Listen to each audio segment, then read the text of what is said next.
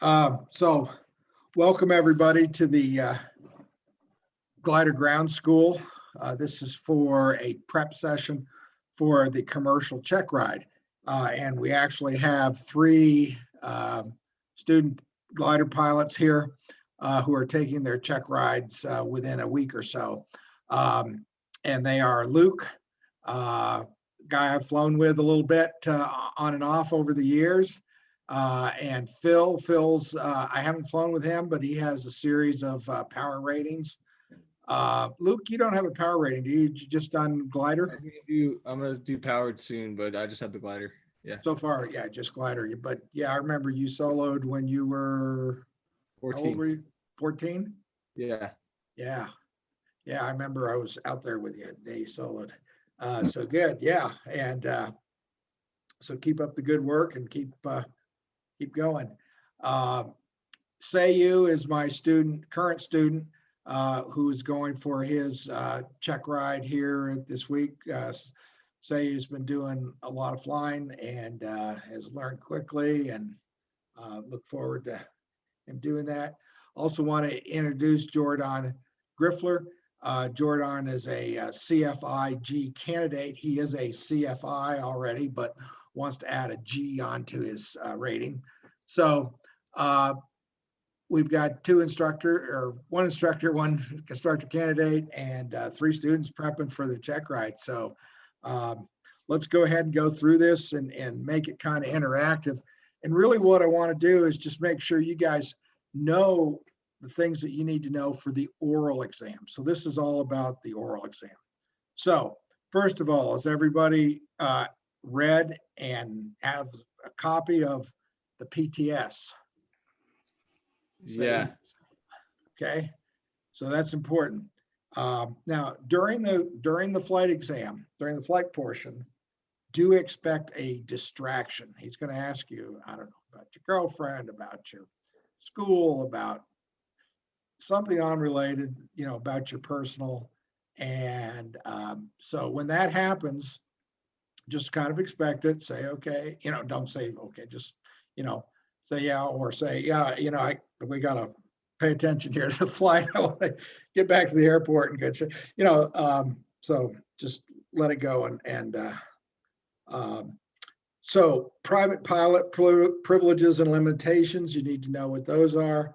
Read those on 6113, and then the commercial pilot privileges and limitations are in section 61-133. And you all know that section 61 is all about getting your license. Section 91 is what you do with your license. So one of the things that'll probably come up is medical fitness. In glider, we do not have to have a medical certificate of any sort, but we do have to self-certify. And the little way to remember it is I'm safe. Luke, you want to tell us what the IMSAFE stands for? I'm safe. So all of it. Yeah. You got to self-certify yourself. So you remember the I'm safe little mnemonic formula. I remember it, but I'm not sure if I remember every single acronym of it. Yeah, you got to know those. This is an FAA question. So yeah, you have to know that one. That's one of the things you got to know. So the I is illness, right? Illness, if you're not feeling well, you shouldn't be flying. Medications. Are you taking medications? If they're saying on the medication, don't use heavy equipment, and you go, well, glider's not heavy equipment. Well, you get the point. You shouldn't be doing something like that. If the medics, the S, that's stress. And there's two types of stress. There's a short-term stress and a long-term stress. The short-term stress would be, you were trying to get off on your flight and, things weren't going well and you forgot your cannula and, you're kind of stressed out. And longer term stress would be, long-term family problems or, health problems or something. Anyways, that would stress you out. Money problems. A is alcohol, and I think that's pretty self-explanatory. F is fatigue. So if you're tired, you shouldn't be flying. And E, there's a couple different ways you can do that one. I do it as eating, drinking. Don't be flying if you're hungry, or especially not if you're thirsty, if you're getting dehydrated. So that's important. All right, aero documents, what you have to have in the glider with glider with you in the aircraft to fly. Phil, you know what that acronym is for? Yeah, it's AARROW, which is Airworthiness Registration, a radio permit if operating outside the US, non-applicable to gliders, owner's manual, POH, GFM, and weight and balance. Yeah, and yeah, we don't have to have the radio telephone. In the old days, it was 2 R's, and now it's just 1 R because you don't need the radio in the United States. Sounds like you've flown outside of the US. So, and then the operating, that can be operating placards as well as the operating manual. But weight and balance is probably the most important thing. We got to make sure our weight and balance is good. So those are the aircraft documents you need to know. Weather information.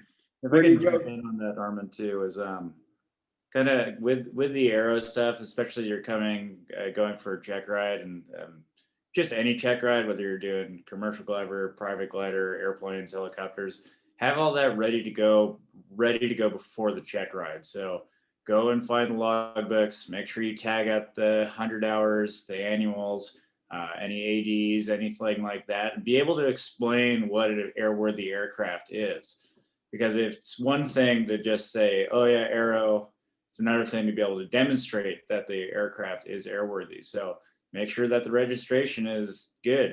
That thing is only good for 3 years. Make sure that it's in annual, because your airworthiness is only good when the plane is kept airworthy, which means you have to know your 100-hour limits, especially for you commercial guys where you're using aircraft for hire. Make sure that you check and you can show the DPE, this is an airworthy aircraft. I can actually go and fly it, and he won't get in a non-airworthy aircraft. That's it. That's done. And then he's going to give you a weight and balance. So, and have all that ready to go. And I always say for all check rides, be like, the more you show up with things pre-answered, he doesn't have to ask you those questions. If he gets there and you can write out an I'm safe checklist. Say, hey, I'm fit to fly. The aircraft's fit to fly. Here's my weather presentation and everything. If you can just lay that all out to him, now he doesn't have to ask you any questions about it because you led the conversation. In a perfect check ride, if he doesn't have to ask you any questions because you told him everything in the PTS, you're doing a great job as a pilot. Remember, at a check ride, this is your goal, is to be the model pilot. And don't let him dig you in a hole. Just go in and show your knowledge. Let him see that you can demonstrate it to him rather than him just going through the PTS and asking you questions. Yeah, I'm gonna go tomorrow.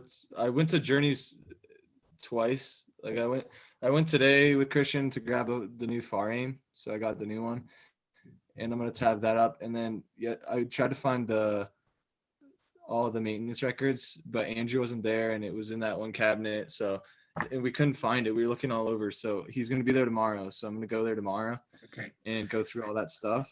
Yeah. Okay. Good. And we got a bunch of items here. This is all what's in the PTS, what can be asked. So let's keep going so we don't turn this into a monstrous process here. Yeah. The next thing that could be asked in weather information. So where do you go to get weather information? Luke, Phil, Sayu, you go. Yeah. Where do you go to get the weather information? So go ahead, Luke. Okay. So I wanted to show him. I'm gonna bring my computer, And well, first of all, I'm going to get a weather briefing. Okay, where are you going to get the weather briefing? Is to call WX brief. Right, there you go. And Good. I'm So going to make call. sure you, right, so make sure you know that with the 1-800 WX brief, and there's other commercial services, but if you're going to get a weather briefing, the FAA answers, you're going to get it from 1-800 WX brief. Lifting process. Do we all know what temperature and pressure and temperature lapse rates are? Yeah. So say what's the standard lapse rate, and then what's the dry adiabatic lapse rate? The standard pressure lapse rate is 1 inch per 1,000 feet of mercury. The standard temperature lapse rate is 3.5 degrees Fahrenheit per 1,000 feet. The dry adiabatic lapse rate is 5.4 degrees Fahrenheit per 1,000 feet. Is that right? Yeah. Okay. And we also need to make sure we understand what those are. So what we're saying is you have a standard pressure lapse rate that's less than the dry adiabatic. So a parcel of air that's warmer, drier, or that's warmer can rise up through that air. And that creates atmospheric instability, which is what we need. So what is the thermal index? Phil The measure. or Luke, what's the thermal index? Thermal index is basically like, or I mean, I look at the thermal index on, you can find it on Soaring forecast. Yep, you And can. and it's part of the SCUT too. Yep. But also for thermal index, if it's a high negative number, then that will I knew that will indicate good thermals. Right. Good. Yeah. So it can tell you the instability. Good. And you would calculate that by taking the difference between what the standard rate temperature would tell you it was going to be, and then what it actually is. So you would, or the dry adiabatic temperature, and you subtract that. So if you get a bigger negative number, that means the more lift you have. Cloud formation. How high is a cloud? You look up, you say, you want to know how high that cloud is, what's the ceiling, or how high are those clouds going to be? How do you calculate that? Well, you take the I think you know the answer to this one. Go ahead. I think it's the rate at which the temperature lapse rates and the dew point lapse rates converge, and you find where that is. I don't remember the exact formula, but you want to, like, if it's on a screw. Okay, we're looking for the exact formula here. We want you guys ready for the Checkride. So the exact formula is you take the temperature minus the dew point in Fahrenheit, and you divide by 4.4, and that'll give you the approximate cloud base in thousands of feet. So temperature minus dew point divided by 4.4 in Fahrenheit. So what are the principal sources of lift? Phil, can you tell us what how many principal sources of lift are and what they are? Are you talking about generally like uneven heating of the Earth's surface, or are you talking about like orographic, thermal, and wave? Yes. So give me those types of lifts that are available to us. Yeah. So thermal lift is localized uneven heating of the Earth's surface. It's a tendency for a localized spot of ground, if you will, to release. So we'd say thermal, ridge, wave, and wave. Convergence. Oh, convergence, yeah. Yeah, convergence Yeah. is a biggie here. Yeah. So yeah, like I said, so a thermal is a localized parcel of ground releasing energy at a source. Okay, but you know, Ridge we just lift is we just need to identify those 4 different sources. And okay. yeah, so and then hazards in vicinities of thunderstorms. Now, how close can you get to a thunderstorm? Yeah, and this is 20 one of the miles. cases. Say again. 20 miles is, I think, the FAA guidance to not get closer than. Right. 20 miles is the FAA answer. And to a lot of these questions, there's the right answer, the wrong answer, and the FAA answer. And we're going to want to use the FAA answer to make sure we pass our check right. Weight and balance computations.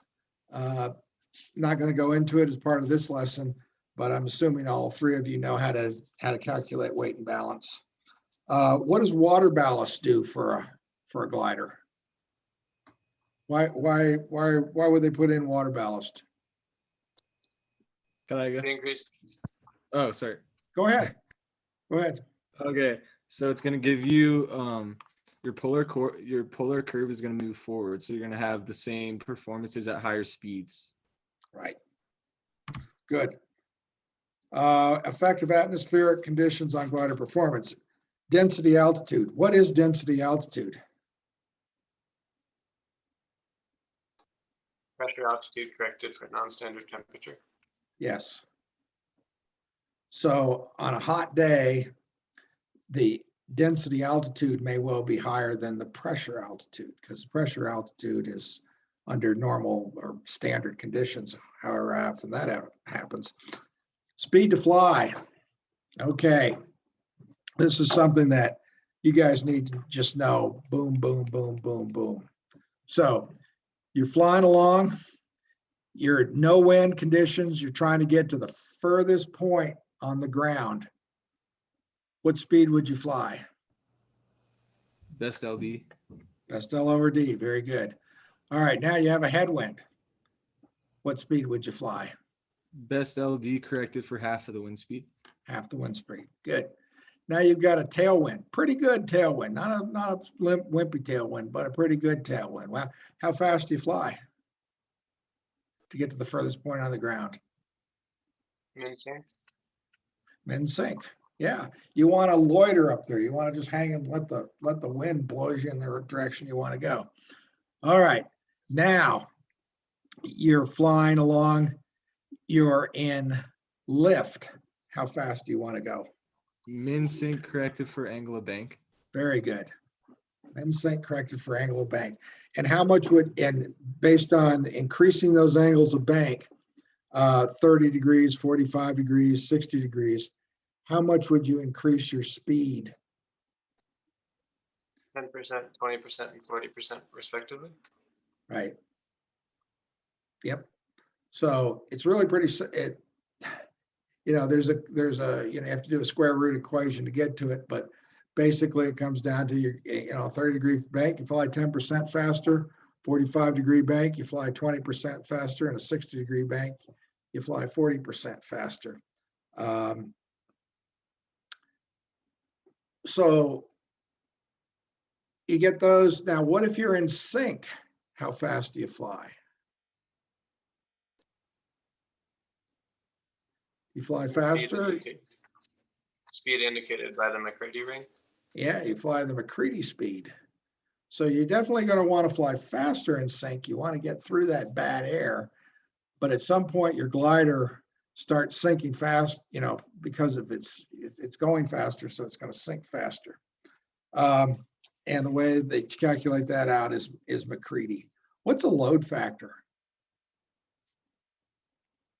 Phil, what's a load factor? A load factor is any G in excess of 1 that you artificially apply to the aircraft. Well, it could be 1, too, couldn't it? I mean, it can be less than 1 if you push the plane over 2. Yeah. So it's you know, so if we increased our weight, all else being the same, we'd increase our load factor, right? Or if we go into a sharp bank turn, we'd increase our load factor. And when we increase our load factor, what other speeds change in a glider? or even an airplane, I guess. So you increase that load factor, what happens to your stall speed? Goes up. Goes up. So you'll stall at a higher speed. Aeromedical factors. Hypoxia, do we all know what that is? That's not getting enough oxygen, and you get different reactions with different people. You get really lightheaded, but it's a very dangerous condition. Hyperventilation happens when you blow out all your CO2 by overbreathing, which can happen if you're getting tense and you're in a tense situation. Middle ear and sinus problems. I mean, we all know what that's like, and you can sometimes have passengers with that, and that's bad to have a passenger up and get them high and in the air, and then they start having hearing problem or ear problems. Spatial disorientation, that can happen in clouds. Can also happen from being a little bit sick. Motion sickness. I mean, the glider community makes a lot of people puke, and that's just the sad reality. It's something that can make you motion sickness is a tough thing in glider. Stress and fatigue. We talked about that a little bit. Dehydration and heat stroke. The dehydration and heat stroke is a biggie. We got to make sure we're drinking a lot of fluids when we go flying, especially on long cross countries in the sun. It takes a lot of water. Effective alcohol and medications. If you really want to see what it's like, and I don't know if all of you are over 21, but if you are, try drinking a beer and then flying Condor, and you'll realize, like, wow, it really does deteriorate you. So don't do that. Scuba diving. Here's an FAA answer. What's the FAA answer if you've been scuba diving, and how long before you can go flying again? Luke, you know that one? I've never heard of that question before. So, Oh, well, if you're scuba Good to hear. diving, and this is an FAA answer, you're scuba diving, you should be 12 hours. You should wait on the ground 12 hours if you've done a normal ascent, and 24 hours if you've done a staged ascent. So you can get the bends from doing that, and the bends can be very painful. I've never had them, but I know someone who has, and it's not a good experience. Assembly procedures. All right, you're gonna go out and assemble the glider. What's the first thing you're gonna do? get a manual and tools. Or I guess that was Right. two things. But Yeah, the manual or the checklist. You're gonna get the checklist. So this is kind of a free question. When in aviation, what's the first thing you're gonna do? And that's get the checklist. So we're gonna get the checklist, make sure we have the right tools.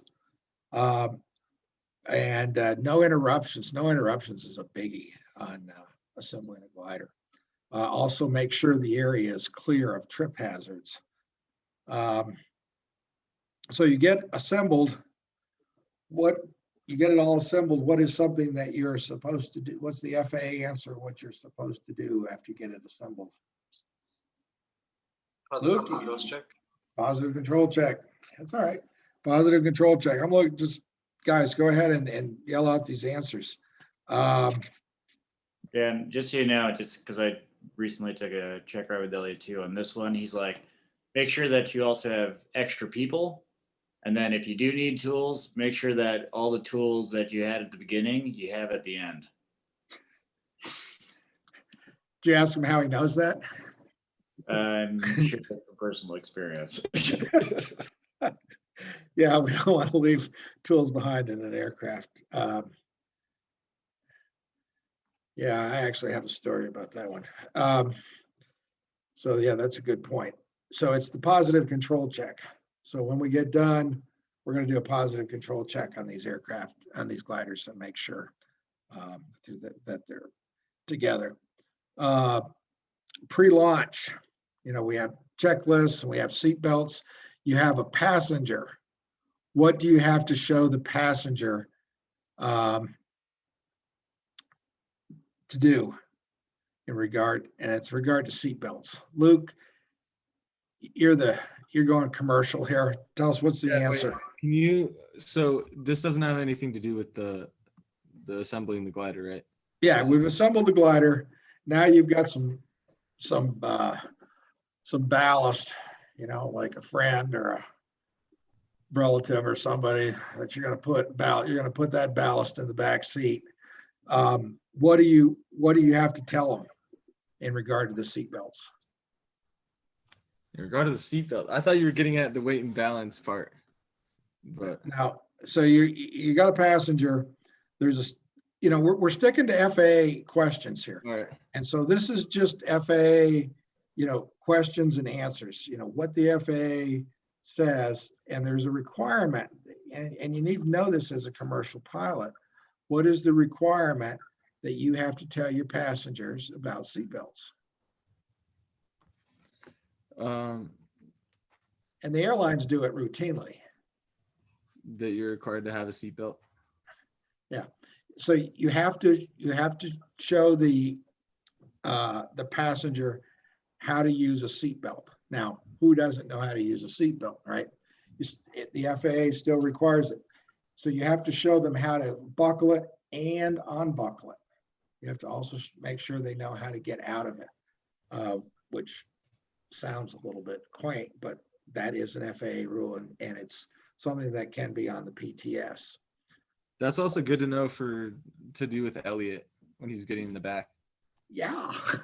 Yeah. Yeah. Well, I mean, I'm not saying that I didn't already know that, but I'm definitely going to do that on the check ride. I was just putting that out. Yeah. You need to make sure your passenger, you treat him like a passenger.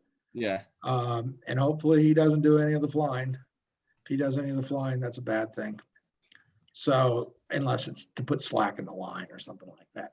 But yeah, I mean, so you need to confirm that he's got his seatbelts on. He knows how to take them off.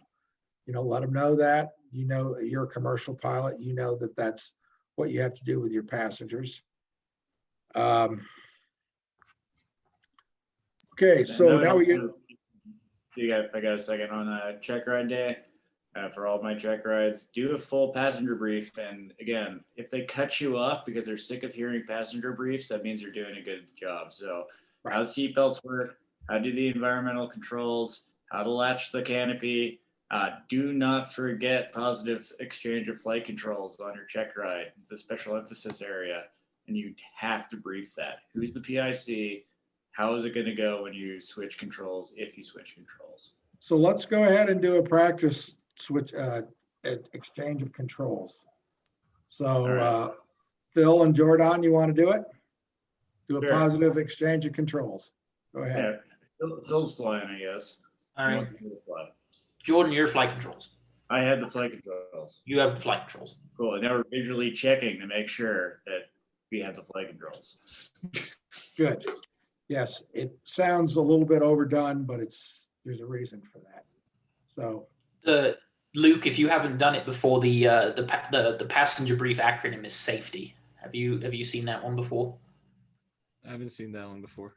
Yeah, so when you do powered as well, safety I think is a good one. Seatbelts, air vents, fire, exits, talking. Any questions? Okay. All right. Yeah. good. Yeah, we don't use that in glider, but that's great. Fire is just about the only thing that isn't applicable there, I hope. Now, this isn't on the FAA exam, but what I do personally when I have passengers, even students, I tell them below 1,500 feet AGL, it's a sterile cockpit. So all we're going to, below 1,500 feet, all we're going to talk about is the flight. And, there's plenty to talk about. So, but we're only going to talk about flight related matters. So the rope. How long is a rope? What's the FAA answers for how long is the rope? Luke, how long is a rope? You hooked up a lot of gliders. Is it 200 feet? 200 feet. How strong is the rope? 80 to 200% of the weight of the glider. What weight? The empty weight of the glider? The total weight. Gross weight. Yeah, the Gross gross weight of the glider. All right. If you have weak links, tell me about weak links. By 50%. Now, the The strength. The strength of the weak link at the tow plane should be 25% more than at the glider. And that's so the rope, if it breaks, it's going to break near the glider, and the tow plane is going to haul back the long rope, and the glider is just going to have a little bit of rope in front of them. So let's say you had a rope break. Should you drop the ring? No, Why not? because then it's going to fall and hit someone in the head. Yeah, And you're going to lose the expensive ring too. yeah, there's a prohibition against dropping objects, and so don't Yeah. drop that. Okay, do we need to go over ground signals? I think probably you guys all know what those are. Effective crosswind and control techniques. Those are really more flying questions, but you all know you need what to do on that. Slackline causes. So what causes a slackline? Increase in speed. I mean, if the tow plane speeds up, you get. The glider speeds up towards the tow plane. Okay, so the glider goes faster than the tow plane. That's how you get slackline, and that can happen for a lot of different reasons, right? Yeah. But that becomes more of a flying thing. So we'll stick to the oral part here. Abnormal occurrences.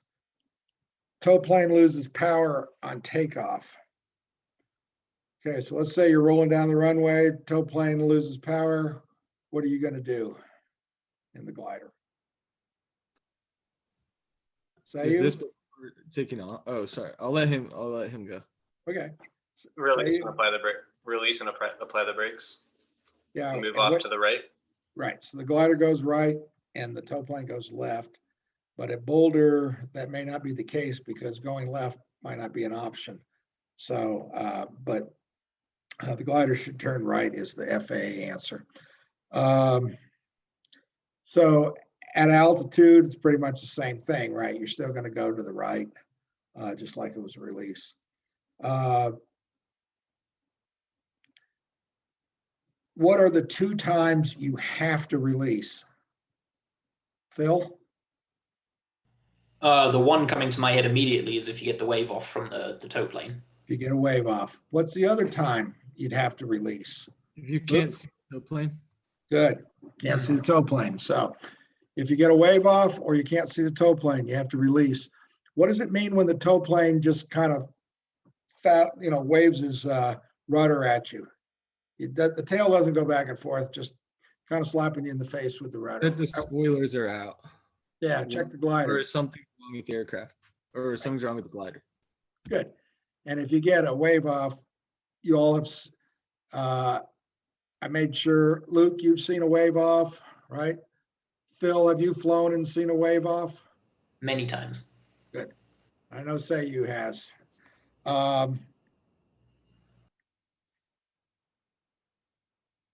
Okay, pattern.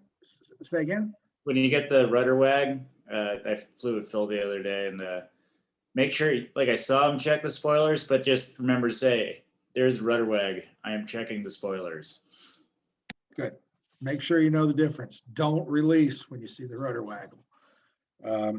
That'll flunk you on the check ride. All right. So, patterns and position heights at KBDU. You guys know what that is. What's the approach speed? 55. Luke? 55. Well, from glider to glider. So more generically, I'm not looking for a number.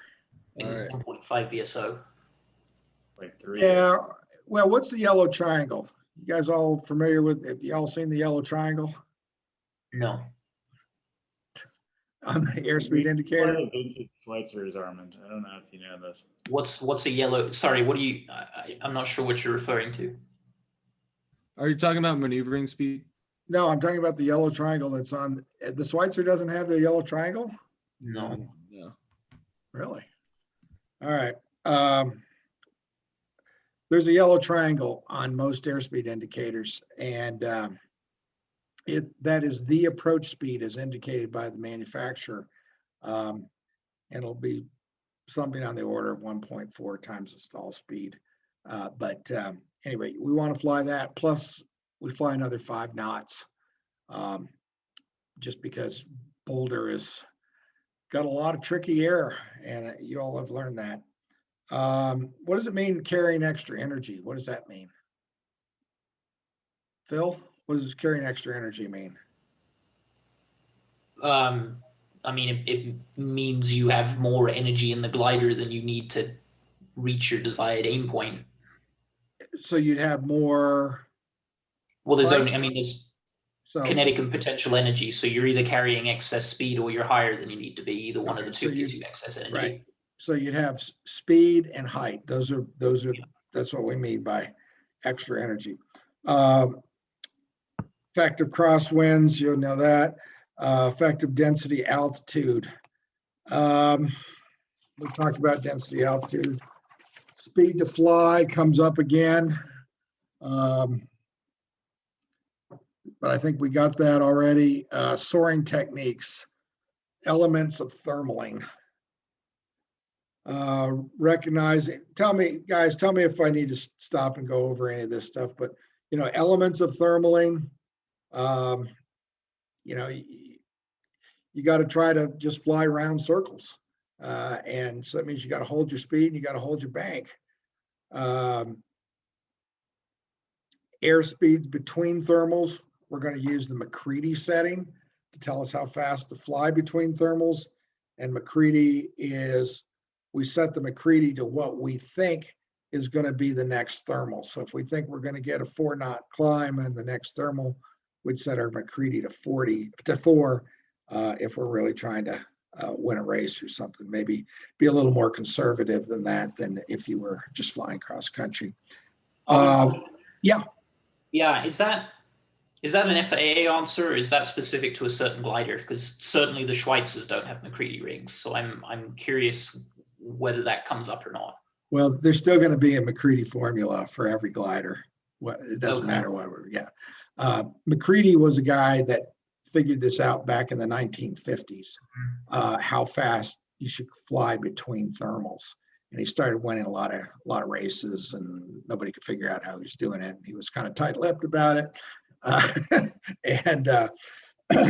But no, that there will be, I'm sure there is a McCready ring. I don't know if anybody makes one or not, but you can make a McCready ring.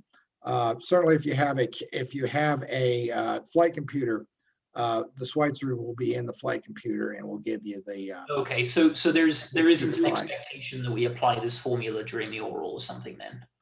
Well, you just need to know what it is, okay? So in these are things, so you need to know what, you don't need to, for the oral, you don't need to be able to calculate, what the settings should be for McCready, but you need to just kind of have a general idea.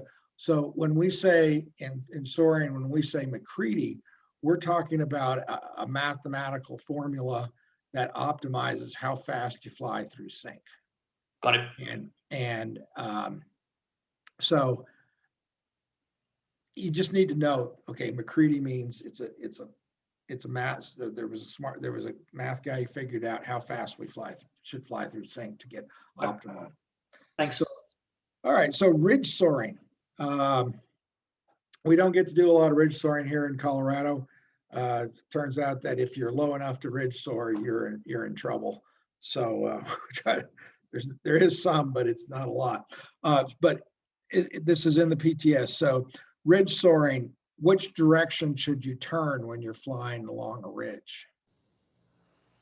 Away from the ridge. Away from the ridge. Away from the ridge. So we always turn away from the ridge. Okay, two gliders are flying at each other along the ridge. Which one has the right of way? So they're coming at each other like this. Let's say like where my head is the ridge. Who has the right of way? One with his right wing to the ridge. Yes. Right. Why is that, Jordan? Because we're going back to right of way rules. Converging aircraft have to give way to the right. But if you think about it, that means that poor guy on the right is going to be turning into the ridge, and that would be an awful bummer if he's at the ridge right. So he really can't turn into the ridge. So The guy that's got the ridge on his left has to turn away from the ridge because he's the only one that can turn away. So this isn't hard, but you gotta think through it once. All right, so now let's say two gliders are flying along the ridge. One's flying a lot faster than the other one, coming up behind them. What side of the ridge, which side of the glider that's being overtaken, which side should that glider fly on?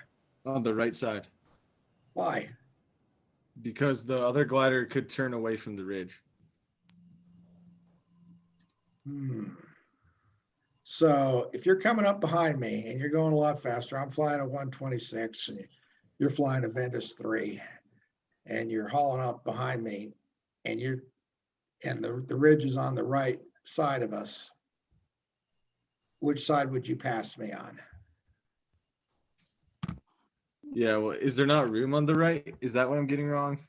But no, you've got to be on the ridge. So the overtaking glider needs to be on the ridge side, because at any point the slower glider might turn away from the ridge and decided he went as far as he wanted to go along the ridge, turns back the other way. Well, he's going to turn away from the ridge.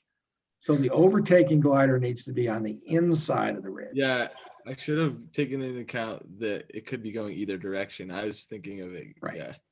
Yeah. All right. Elements of wave soaring. This is a whole, this is the elements of wave soaring is really an extensive, ground school lesson in itself. But what are the elements that are needed for wave? What do you have to have in order to have wave? Phil or Luke? Go ahead, Luke. So, stable air at a mountaintop and at least 20 knots of wind blowing across the ridge. Going across the ridge. All right, so you got to have wind going across a mountain or ridge. And it's that wind needs to be getting to a higher velocity as it goes higher so that it bends around the ridge. So what are some of the hazards of wave? Rotor flying on Rotor. Yeah, rotor. That is definitely one of the hazards of wave. Rotor. Yeah. And does rotor go up or down? Send your glider up or down? both in a circle. Up and Well, down. one side of the rotor will be up, right? And the other side will be down. That's what I meant by that, in a circle, up and down. Yeah. So we want to be on the upwind side, we'd have lift, and on the downwind side, we'd have sink. And for those of us who have flown in it, it can be, the sink can be an attention getter. All right, steep turns, load factor.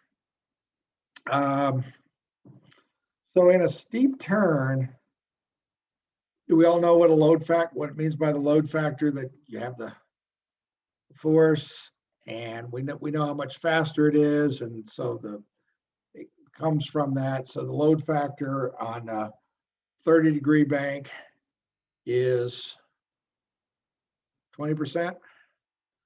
Load factor on a 45-degree bank is 40%. And load factor on a 60-degree bank is 2 times. So 60-degree bank, you're going to be pulling, 2 Gs.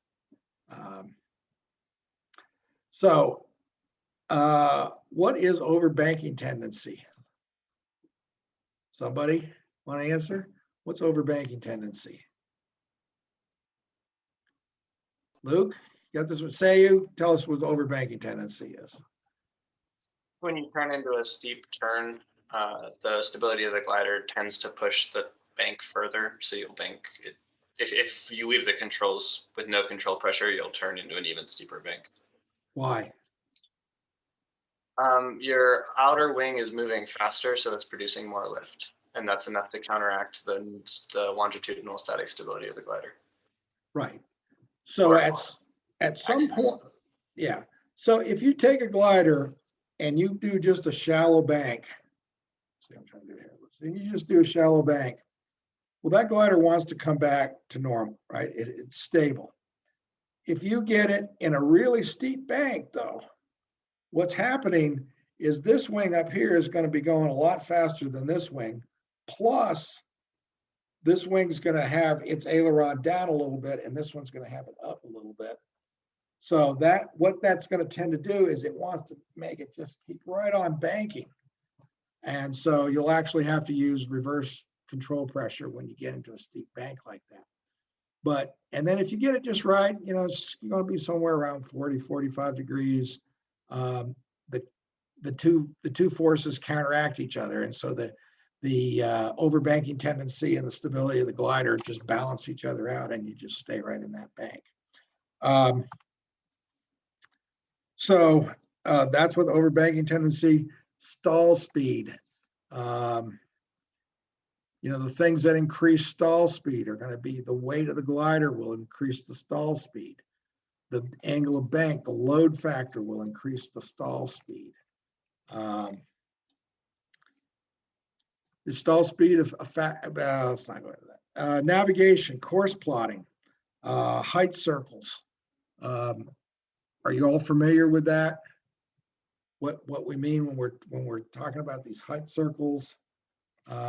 You know, I should have had a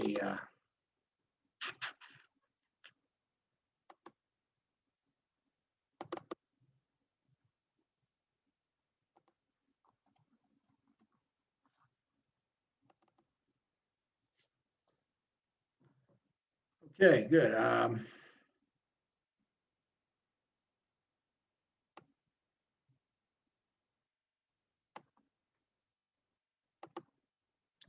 I'm going to do a screen share here. Okay, can everybody see that? I can't hear anybody. Yeah, I can see it. Yeah, you can see those. Okay, so those are height rings. And, you know, when you plan out across country, like let's say we were going to go from this airport here, Vance Brand and Longmont, and we were going to go up to this airport here, which I guess is Central or Northern. It's the glider port up in Al Canyon. Al Canyon. Thank you. Thank you. So if we were going to fly that, what we would have to do, we'd take off from here, and until we get above, this is 8,000 feet, we can't go further. And then once we get up to 9,000 feet, you know, we can still get back, so we're okay. At 10,000 feet, we can't quite reach this other airport, but if we got to 10,003 or something, then we could proceed on. Or if we can get to here and still be at 10,000 feet, then we can go over, and then kind of the same thing up here. You know, if you're at 11,000 feet, yeah, you can keep on going and then get down. And that way you're always within glide range of an airport. So that's what the height circles are. Question for you, Armand. Yeah, go ahead. Yeah, do you know if there's FAA provided guidance on the level of conservatism to build into the glide rings? Yeah, the FAA answer on that is 50% of the best L over D that the glider's rated for. Awesome, thanks. And around here, that's really, you know, in a lot of places that's very conservative, but not here because we have so much lift and sink in this area. But that was a great question. Thank you. So that's on court plotting, height circles, you know, checkpoints. You're going to, you know, see things along the way so that you stay oriented and you know where you are. You're always looking for the outlanding locations. Air traffic control might be a factor. Like, what if you had to land out at that airport right there? See how it's blue for some reason? What does that mean if it shows blue? Say you? It's a towered airport. It's what? Towered. Towered, right. So what does that mean? Let's say you have to land out there. What are you going to have to do? Depending on the specific airspace, the requirements vary, but for this one, I would have to have positive radio communication with the tower. You got to call them and tell them you're coming. Okay. VFR minimums in all classes of airspace. I have a video that's on the channel, that's on our YouTube channel, that goes over weather minimums and all that for the airspaces that gliders fly in. So I suggest you all watch that and be up to speed with it. I'll send you a link to it. Dimensions and equipment required for each airspace. Yeah, so that's still part of airspace. Special airspace. Now this will probably be on your Checkride, so let's go through it. TFRs, temporary flight restrictions. Those are a big issue in our area for two reasons. One, we get the fire TFRs in the summertime, and then in the fall, we get the football games at CU, and so we get these stadium TFRs.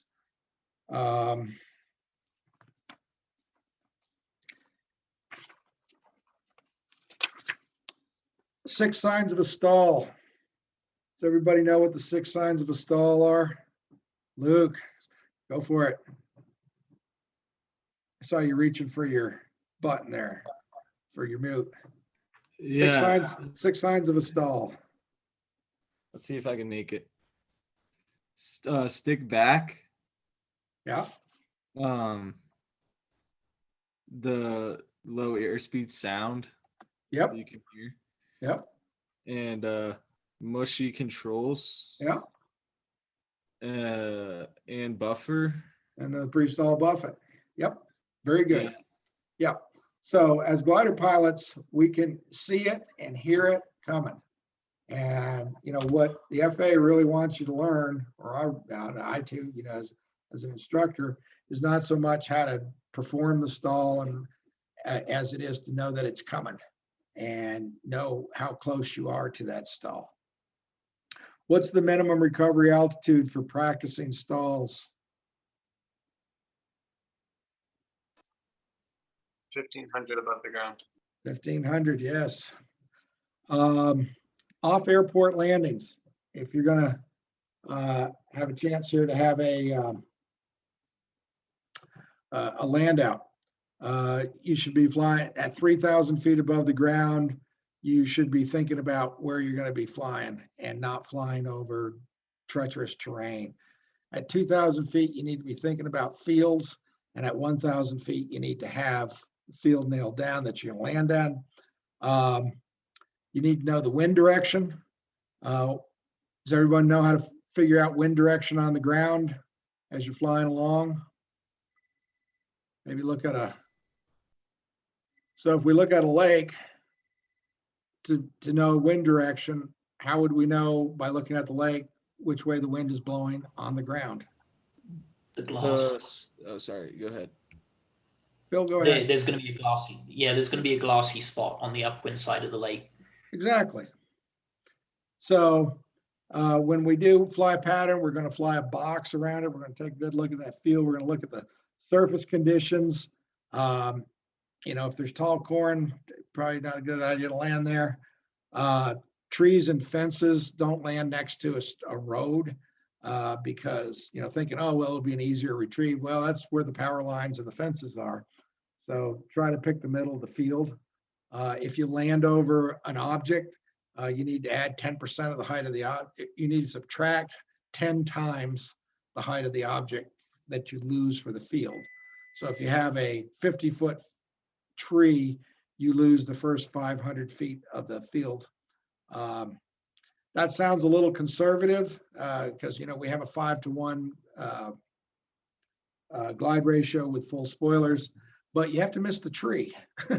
So that's maybe not a bad, as bad as it's as conservative as it sounds. Survival gears, parachute. Repacking dates. How long can a parachute go without being repacked? 180 days. 180 days, good. You can use it as a cover or a flag if you're out and need to be found.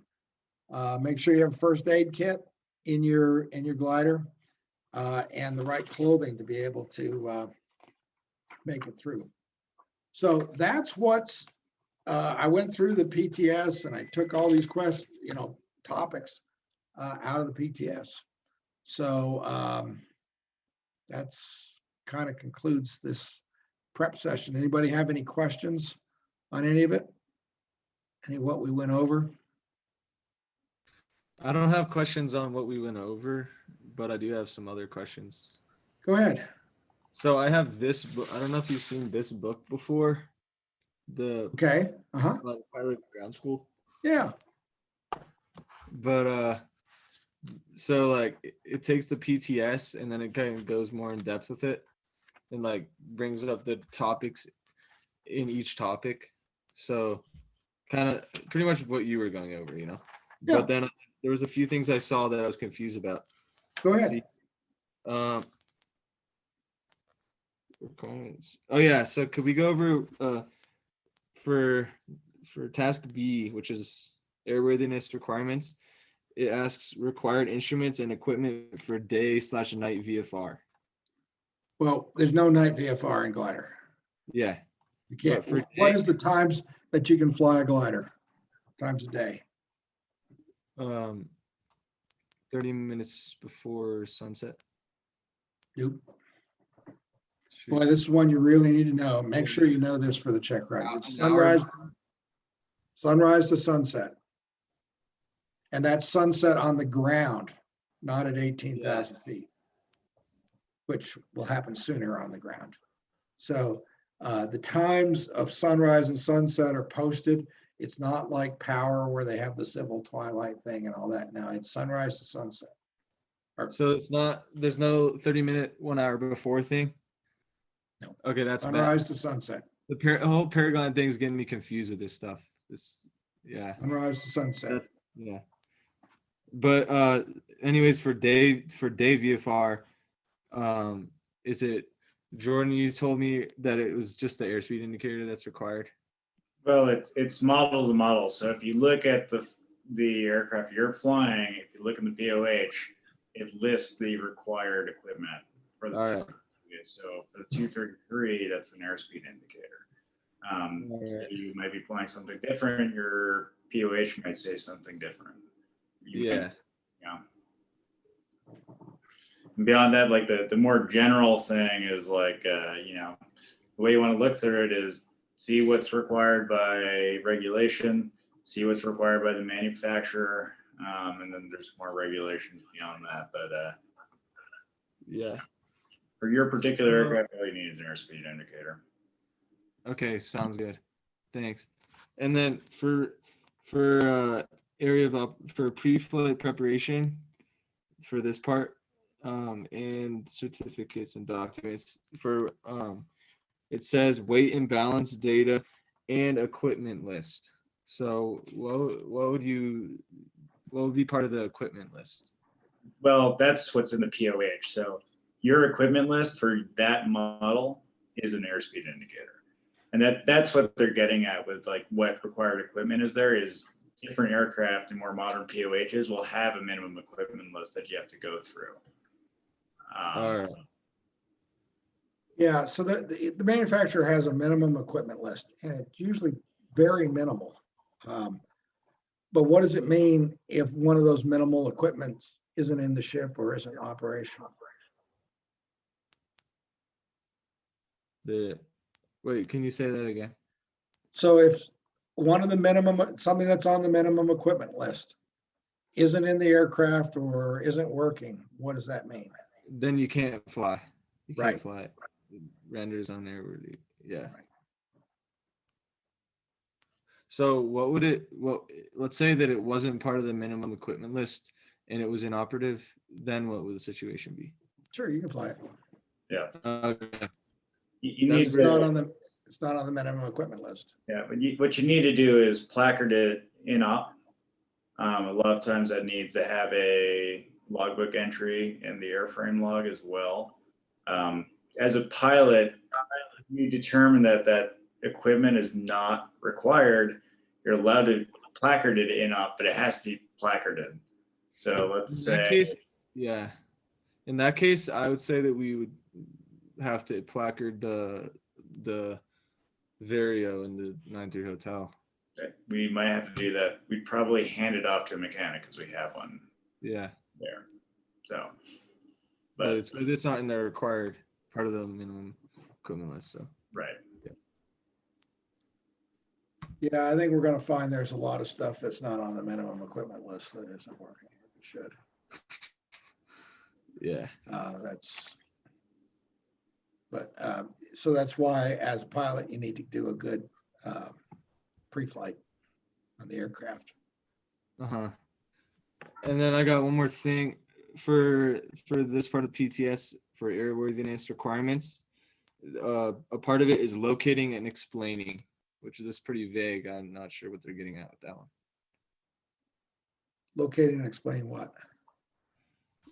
That's all it said. So the other ones are airworthiness directives, compliance records, requirements and procedures for obtaining special flight permit, and then it says locating and explaining. Okay, so where that all that stuff that you just mentioned, where would you find? Where would that be for each aircraft? So airworthiness directives are going to be found in the maintenance records. Right, and what? So the answer is the aircraft's the logbook. So the aircraft has a logbook, just like you as a pilot has a logbook. Yeah. And the things that affect that aircraft, their inspections, if there was an airworthiness directive that had to be cured, that goes into the logbook. Mm-hmm. Or if you do a major something to the glider, like I put all new seals on my glider, and I put that in the logbook. That I put new seals in it.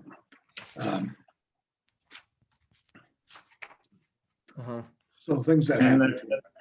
that special flight permit, I don't see it happening much in gliders, but what it's saying is that if you had a required piece of equipment that was inoperative and you needed to go somewhere to get it fixed, you can call the FSDO, that's your local FAA office, and you can ask for a special ferry permit, and they'll allow you to fly that non-airworthy aircraft to a different location in order to fix it.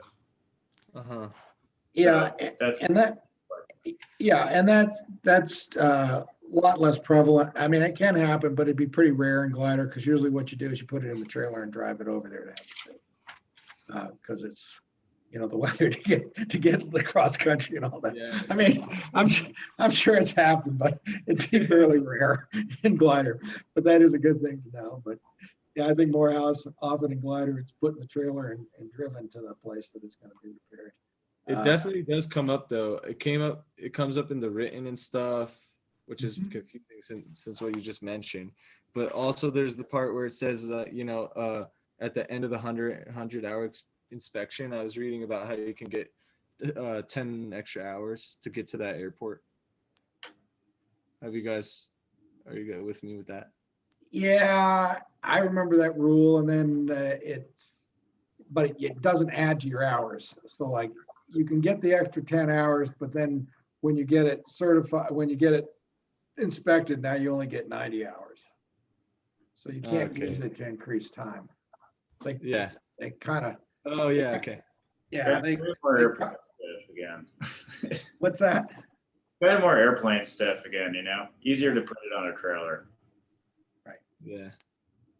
But what he was saying is you wait more than the 100 hours Sure. to do it. I guess if the thing is flying, if you take off with 99.5 hours and you go on a 3-hour flight, yeah, I guess that could happen with glider.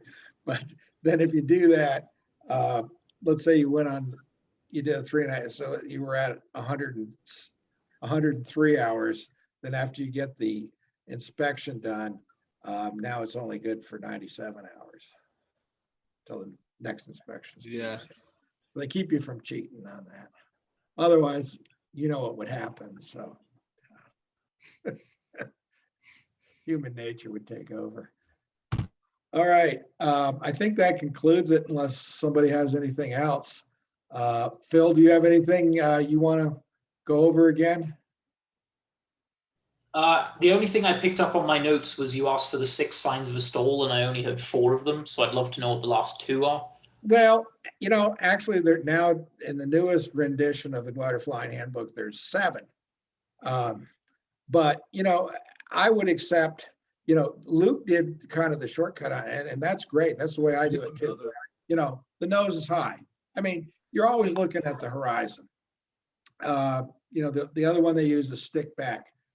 Well, if the nose is high, yeah, the stick is back. That's true. But I don't look at the stick when I fly. I mean, I'm looking at the horizon and I'm flying wherever the stick is, it just happens to be. So I don't really look at that.